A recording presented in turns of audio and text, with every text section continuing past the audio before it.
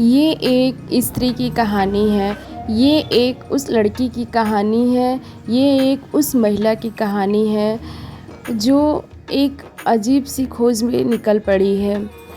जब वो पैदा हुई तो लोगों को लगा कि लड़की है वो क्या ही कर लेगी। जब उसकी शादी हुई तो लोगों को लगा कि ये तो दूसरे घर से आई है, ये क्या ही कर लेगी।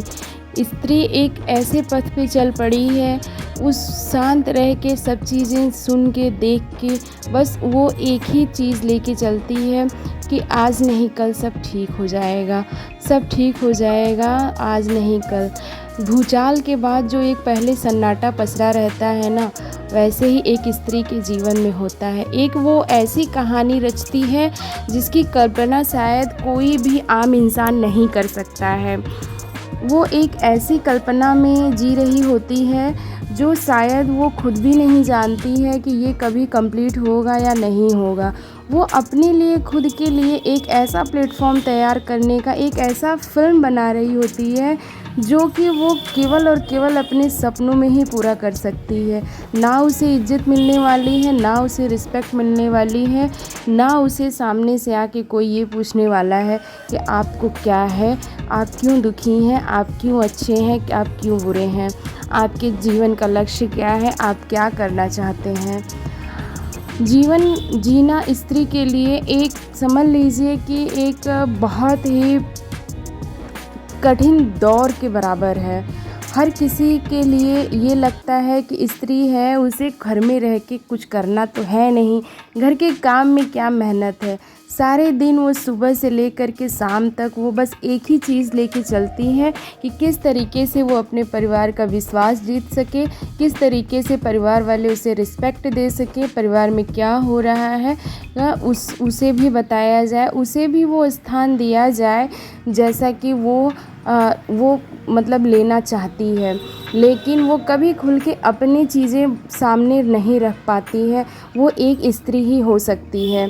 एक स्त्री वो होती है, एक महिला वो होती है, एक लड़की वो होती है जो सारी चीज़ों को देखते हुए, जानते हुए फिर भी ये कामना करती है कि सारी चीज़ें ठीक होंगी, सब अच्छी हो जाएंगी। हर दिन वो नए एनर्जी के साथ, नए ऊर्जा के साथ, नए सकारात्मक विश्वास के साथ उठती है, नए चीज़ों में लग जाती है।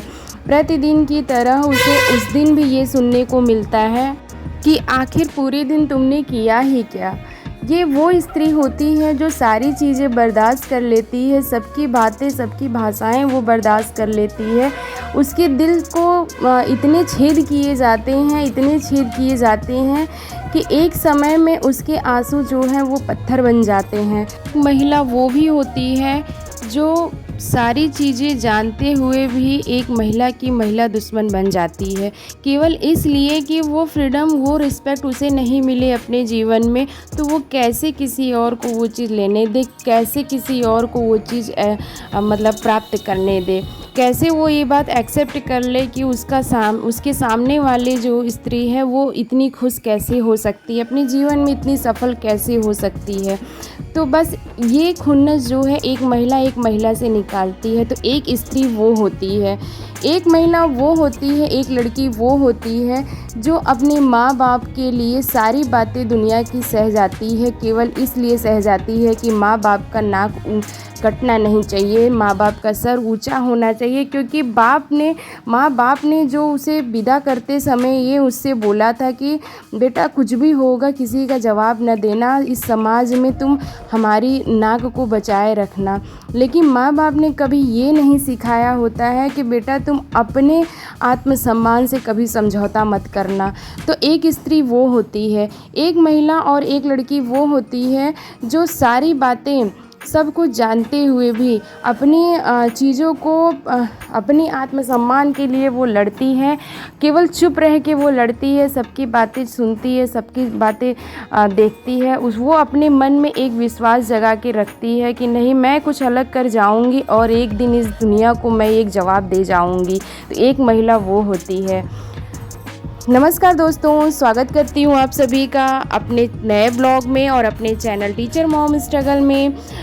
तो आज का ब्लॉग मैं एक महिला के ऊपर टिप्पणी कर रही थी।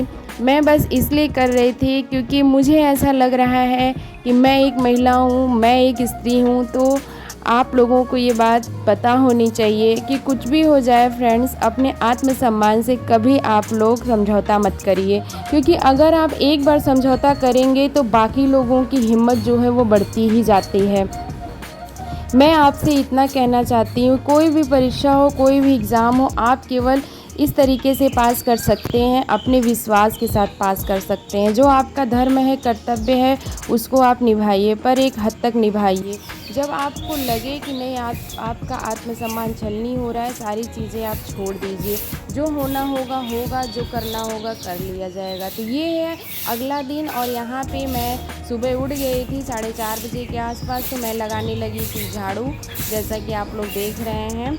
और मुझे अब ड्यूटी जाना है। मैं अपनी माँ के घर से वापस आ गई थी। थोड़ा सा कुछ मेंटल स्ट्रेस की वजह से मैं वीडियोस वगैरह नहीं अपलोड कर पा रही थी। बस कुछ प्रॉब्लम चल रही है मेरे भी लाइफ में, और बस उसी को मैनेज करते करते मैं भूल गई थी कि मेरा भी एक दूसरा परिवार है जिसमें 370 लोग जुड़े हुए हैं। तो बस मुझे ऐसा लगा कि नहीं, मुझे भी अब अपनी दिनचर्या जो है आप लोगों से शेयर करनी चाहिए। इधर बीच पढ़ाई मेरी करीब 4-5 दिन से बहुत ज़्यादा डिस्टर्ब है, मैं नहीं पढ़ पा रही थी। थोड़ा सा होता है ना कि जब बात अपनी होती है तब तो ठीक है, लेकिन जब अपने आत्मसम्मान की होती है तो इंसान थोड़ा डिस्टर्ब हो जाता है। ऑब्वियस है, मैं भी कोशिश करती हूँ कि खुद को मोटिवेट रखूँ, सारी चीज़ें ठीक रखूँ, लेकिन कभी कभी मैं भी टूट जाती हूँ, कभी कभी मैं भी बहुत ज़्यादा टूट जाती हूँ। मुझे किसी से कोई शिकायत नहीं है, मेरी लड़ाई केवल खुद से है, अपने आप से है, क्योंकि मुझे अपने ऊपर जीत हासिल करनी है। मैं इतना जानती हूँ कि अगर मैं अपने ऊपर जीत हासिल कर लेती हूँ, मैं नहीं कह रही हूँ कि मैं 100% कर पाऊँगी, क्योंकि मैं एक इंसान हूँ। अगर मैं 60% भी कर लेती हूँ तो मैं इतना जानती हूँ कि मेरा ये जो मनुष्य का जीवन है वो सफल होगा, और मैं जीवन में कुछ बड़ा अचीव करूँ या ना करूँ, लेकिन मैं एक जो शांति, एक संतुष्टि जो एक्सेप्ट कर पाऊँगी खुद के लिए, वो मेरे जीवन के लिए सबसे बड़ा सबक होगा। तो फ्रेंड्स, मेरी तरह आप लोगों के पास भी बहुत सारी समस्याएं होंगी, बहुत सारे प्रॉब्लम्स होंगे।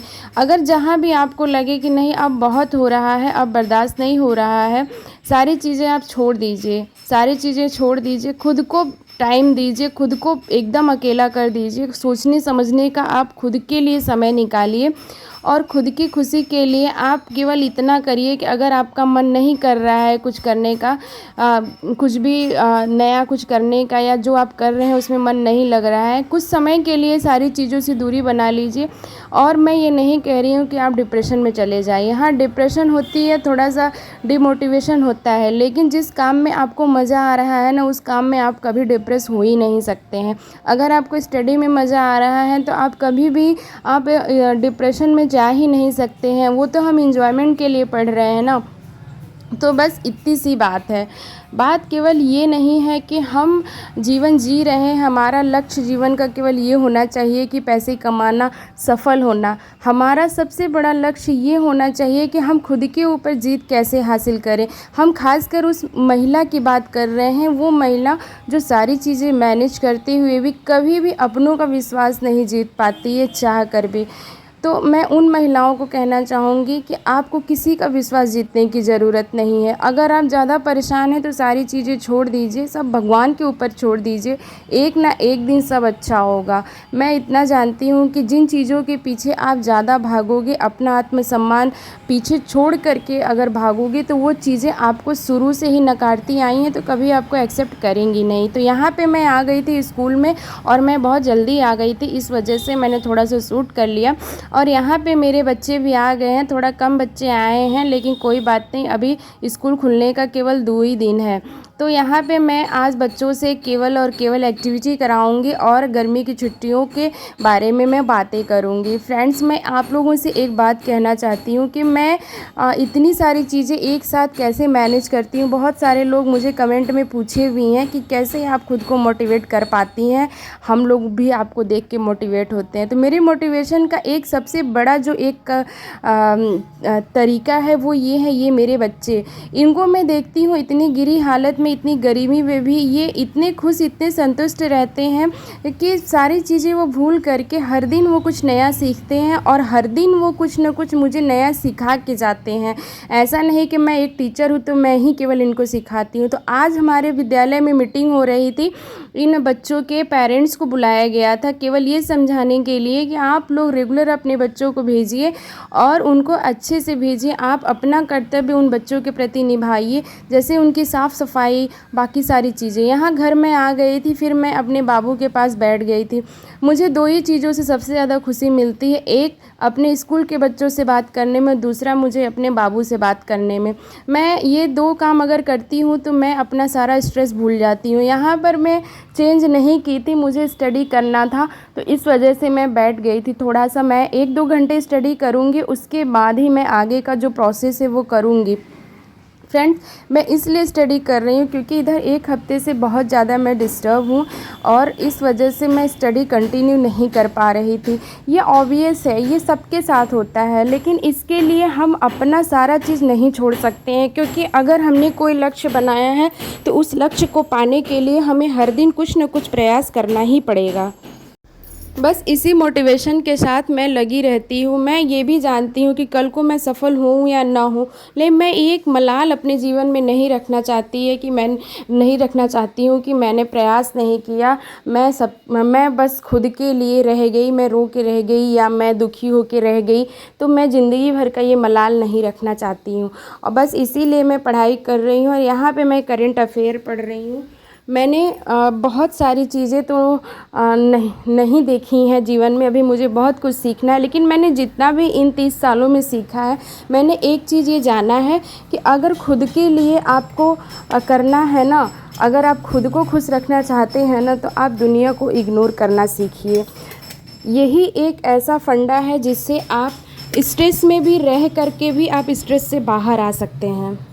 अब अर्नव का भी स्कूल खुल गया है तो बारिश आती ही रहती है, तो इस वजह से मैं अर्नव के लिए एक रेनकोट ख़रीद के लाई थी और मेरे हस्बैंड ने मेरे लिए भी एक रेनकोट ख़रीदा था, तो वही हम लोग देख रहे थे।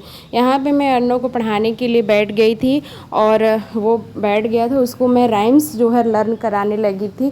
और इनके इतने प्रश्न रहते हैं कि जवाब देते देते मैं ये चीज़ें भूल जाती हूँ कि हाँ, मैं भी एक टीचर हूँ, मुझे भी बच्चा बनना पड़ता है बच्चे के सामने, उसी की लैंग्वेज में मुझे जवाब देनी पड़ती है। कभी कभी वो ऐसे प्रश्न पूछता है जिसका अगर मैं उसको सही जवाब दूँ तो शायद वो ना समझे, इसीलिए मुझे भी कुछ तोड़ मरोड़ करके उसकी भाषा में मुझे समझाना पड़ता है।